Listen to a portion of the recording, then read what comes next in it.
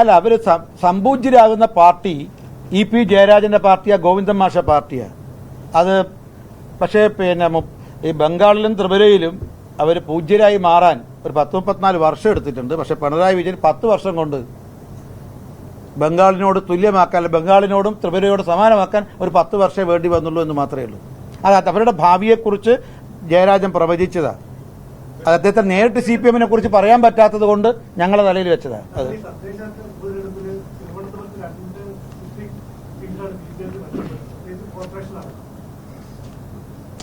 പ്രാദേശിക തെരഞ്ഞെടുപ്പ് നമ്മൾ ഇതുമായിട്ട് ലോക്സഭാ തെരഞ്ഞെടുപ്പുമായിട്ട് നമ്മൾ പുറത്ത് നിൽക്കേണ്ട ആവശ്യമില്ല. കോൺഗ്രസിന്റെ സീറ്റ് BJP പിടിച്ചെടുത്തിട്ടുണ്ട് പല സ്ഥലത്തും.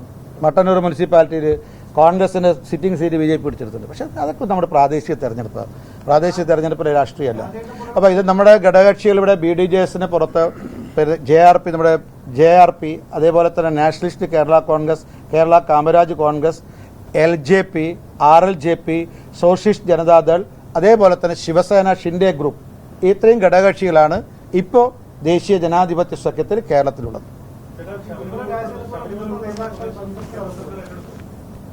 അത് പിന്നീട് പറയാം, നമുക്ക് നോക്കാം.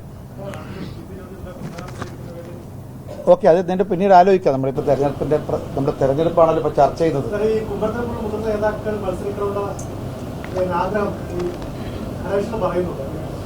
എങ്ങനെ നമ്മുടെ NDAക്ക് ഒരു പ്രവർത്തന സംവിധാനം, ഒരു പ്രവർത്തന രീതിയുണ്ട്. സ്ഥാനാർത്ഥികൾ നിശ്ചയിക്കുന്നത് അതാത് ഘടകകക്ഷികളുടെ ആ കക്ഷികളാണ്, നേതൃത്വമാണ്. BJPയുടെ സ്ഥാനാർത്ഥികളെ നിശ്ചയിക്കുന്നത് BJPയുടെ നേതൃത്വമാണ്. ആ നേതൃത്വത്തിൽ പൂർണ്ണ വിശ്വാസമാണ് പ്രവർത്തകർക്കും മറ്റ് നേതാക്കന്മാർക്കും എല്ലാവർക്കും. അതുകൊണ്ട് ഒരു സ്ഥാനാർത്ഥി കയറി ഞാൻ സ്ഥാനാർത്ഥിയാണ് എന്ന് പറയുന്ന സമ്പ്രദായം ഈ NDAയിലില്ല. അതൊരു പക്ഷേ മറ്റുടെ രീതി അതായിരിക്കും.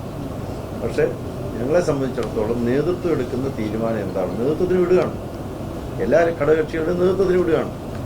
പക്ഷെ അങ്ങനെ അവർ ആണ് പ്രഖ്യാപിക്കുന്നത്. ഇപ്പം BJPയെ സംബന്ധിച്ചിടത്തോളം സ്ഥാനാർത്ഥികളെ നിശ്ചയിക്കുന്ന പാർലമെന്ററി ബോർഡാണ്. അവർ യോഗം ചേരും. അവരാണ് ഇന്ത്യയിലെ എല്ലാ സീറ്റുകളിലും മത്സരിക്കുക. ആര് സ്ഥാനാർത്ഥികൾ നിശ്ചയിക്കുന്നവരാണ്. അവർക്ക് അതിനുള്ള അധികാരമുണ്ട്. ഇലക്ഷൻ കമ്മിറ്റിയാണ് പാർലമെന്ററി ബോർഡ്. അവർ തീരുമാനിക്കും. പ്രഖ്യാപിച്ചു കഴിഞ്ഞാൽ പിന്നെ അത് NDAയുടെ സ്ഥാനാർത്ഥികളാണ്. അതിനുവേണ്ടി പിന്നെ മത്സര രംഗത്ത് സജീവമായി രംഗത്തിറങ്ങുക എന്നുള്ളത് മാത്രമാണ് പ്രവർത്തകരെ സംബന്ധിച്ചത്. അതുകൊണ്ട് തിരുവനന്തപുരം മണ്ഡലം BJPയെ സംബന്ധിച്ച് ഏറ്റവും പ്രധാനപ്പെട്ട മണ്ഡലങ്ങളിലൊന്നാണ്. പ്രതീക്ഷ വയ്ക്കുന്ന മണ്ഡലങ്ങളിലൊന്നാണ്. LDFും UDFും അവരുടെ സ്ഥാനാർത്ഥികളെ പ്രഖ്യാപിക്കുകയും തെരഞ്ഞെടുപ്പ് പ്രചരണം ആരംഭിക്കുകയും ചെയ്തു. പ്രധാനമന്ത്രി വന്നിട്ട് പോയി, ഈ പറഞ്ഞ പദയാത്രയുടെ സമാപനത്തിൽ വന്നിട്ട് പോയി. അത് അപ്പോൾ ഒരു സ്ഥാനാർത്ഥി ചിത്രത്തിലേക്ക് വരികയോ അങ്ങനെ പാർട്ടി സജീവമാകുകയോ ചെയ്യുന്നില്ല എന്നുള്ളതാണ് മാധ്യമങ്ങളോട് ചോദിക്കുന്നത്.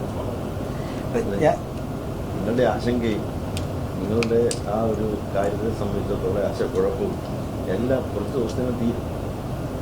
ഒരു രാഷ്ട്രീയ പാർട്ടിയിൽ ഞങ്ങൾക്ക് സ്ഥാനാർത്ഥികളൊന്നും ഉണ്ടാവില്ലെന്ന് നിങ്ങൾ വിചാരിക്കുന്നു. നിങ്ങളത് വിചാരിക്കുന്നു ഇല്ലല്ലോ. അതൊക്കെ പ്രഖ്യാപിക്കുന്നതിന് ചില നടപടിക്രമമുണ്ട്, കീഴ്വഴക്കങ്ങളുണ്ട്. ചില ഓരോ പാർട്ടിക്കും ഭരണഘടനയുണ്ട്. ആ ഭരണഘടനയൊക്കെ അനുസരിച്ച് പ്രവർത്തിക്കാനും അത് രീതി അനുസരിച്ച് പ്രഖ്യാപിച്ചോളൂ.